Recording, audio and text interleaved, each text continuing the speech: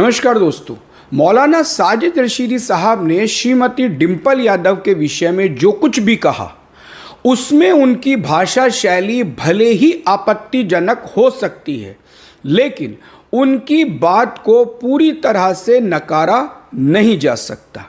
प्रश्न यह है कि हर संगठन, हर संस्था और हर धर्म का एक निश्चित ड्रेस कोड होता है। मंदिर, गुरुद्वारा, चर्च और जैन मंदिरों में प्रवेश करने का भी एक निश्चित नियम और ड्रेस कोड होता है।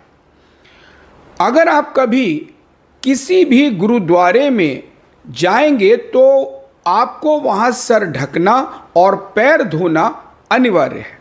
ठीक इसी तरह से मस्जिद में भी एक ड्रेस कोड होता ही है, लेकिन मूल प्रश्न यह है कि जो कुछ मौलाना साजिद रशीदी साहब को दिखाई दिया वह सब कुछ वहाँ उपस्थित मस्जिद के इमाम साहब और अन्य तमाम मुस्लिम लोगों, खासकर सपा सांसद इकरा हसन साहिबा को क्यों नहीं दिखाई दिया।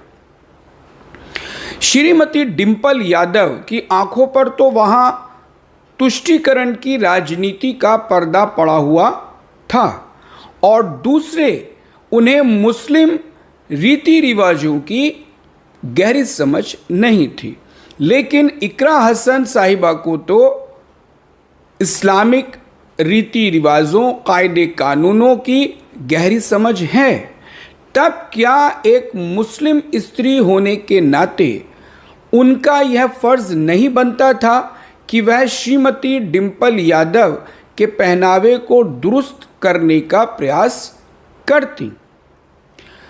इस पूरे प्रकरण में सपा सांसद इकरा हसन साहिबा का दोष सबसे अधिक है, चूंकि वह एक मुसलमान होने के साथ साथ एक औरत भी हैं।